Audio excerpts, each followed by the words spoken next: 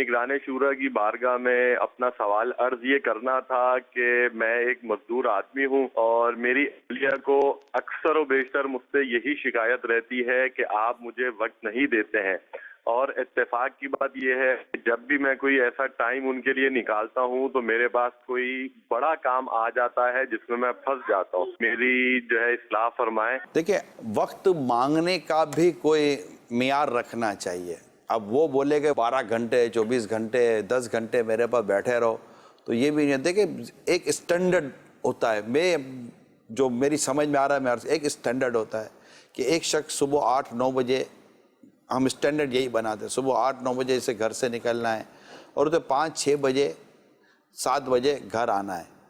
اب اس میں جو ٹائم دینے کا جو فیکٹر ہوگا نا، وہ 1.5-2 گھنٹے کا ہی نارملی فیکٹر بنے گا، کیونکہ پھر اس نے دنیا اور آخرت کو سنوارنے والے اور بھی کام کرنے ہوتے ہیں۔ عورت نے بھی کوئی 8 گھنٹے بیٹھی رہے گی تو اس کو گھر کے کام کاج نہیں کرنے، اس نے کیا صاف صفائی کے کام نہیں کرنے، اس نے بچوں وغیرہ کے کام نہیں کرنے، اس نے بھی 100 قسم کے کام کرنے ہوتے ہیں۔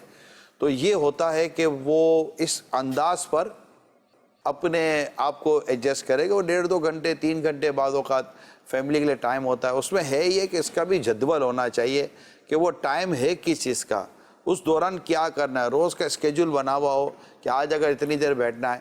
اب دیکھیں، ہر کوئی مطلب اتنا بیزی نہیں ہوتا کہ جس کو 2-2 3-3 دن تک، ہاں اگر گھر کمانے کے لیے کوئی گیا ہوا تو اس کو کوئی بھی نہیں بولتا کہ ہم کو ٹائم دو۔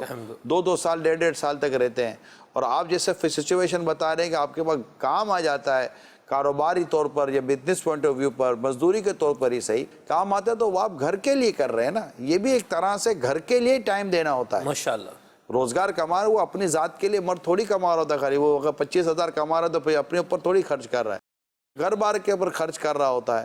تو عورتوں کو بھی چاہیے یا گھر کے فیملی ممبر کو بھی چاہیے کہ وہ اپنے بڑوں کی سچویشن بھی دیکھیں کہ ان کی صورتحال کیا ہے، ان کی مصروفیت کیا ہے، ان کی ذمہ داریاں کیا ہیں۔ اب فضول قسم کے بیٹھنا کہ آؤ بیٹھ کے فضول قسم کی باتیں کرتے ہیں، غیبتیں کرتے ہیں، چگلیاں کرتے ہیں، تہمتیں باندھتے ہیں، پھر وہ ادھر کی لگائی بجھائی میں پھر باتیں کرتے، تو ایسا ٹائم دینا لینا کیا؟ یہ تو پھر آپ ایک دوسرے کے لیے جہنم کی آگ اکٹھی کرنے کی کوشش کر رہے ہیں۔ کام کی باتوں تو کرے اور پھر سیکھنے سکھانے کا سلسلہ ہو۔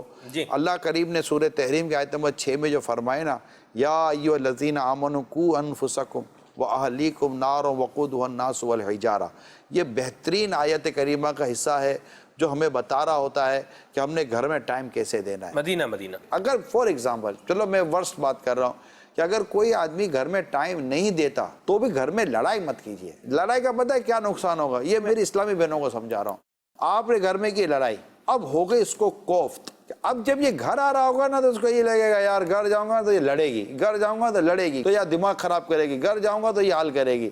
یہ چیزیں اس کو اور گھر آنے سے روک رہی ہیں، بلکہ آپ تو اتنا مطلب کہ اپنائیت پیار و محبت دیں کہ اس کا باہر دل لگے کیسے۔ مگر میں یہ ضرور اپنے اسلام بھائی کو کہوں کہ گھر میں وقت دینے کا جو میں عرض کر رہا ہوں کہ آپ نے گھر میں وقت دینا ہے اپنے گھر والوں کی تربیت اور ان کی دل جوئی، ان کی حوصلہ افزائی اور ان کی عادتوں کو بہتر کرنے کے طور پر، ماشاءاللہ، اخلاقیات کے ساتھ۔ لڑنے جھگڑنے کے لیے وقت نہیں دینا، مار پیٹ کرنے کے لیے وقت نہیں دینا، یہ یاد رکھیے گا۔